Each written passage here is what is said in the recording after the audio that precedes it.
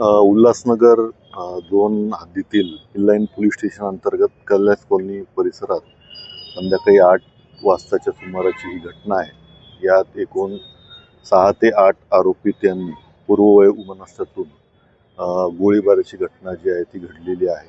यामध्ये फायरिंग करण्यात आलेलं आहे. यात जवळपास 5 ते 6 राऊंड फायर झाल्याची प्राथमिक माहिती आहे. त्यातील जे जखमी आहेत त्या जखमींपैकी दोघांचा मृत्यू जो आहे तो झालेला आहे.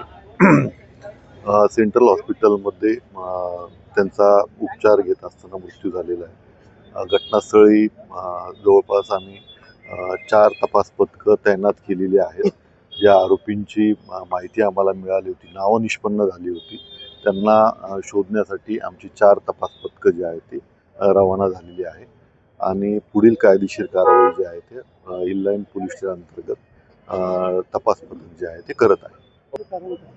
यांचं जवळपास 2020 पासूनची एकमेकांबरोबर वाद होता आणि त्या वादातूनच 2020 साली पण एक अटेम्प्ट टू मर्डरचा गुन्हा दाखल झाला होता आणि त्यातून हा पुढचा वाद जो आहे तो आज झाला आणि आजची घटना घडलेली आहे.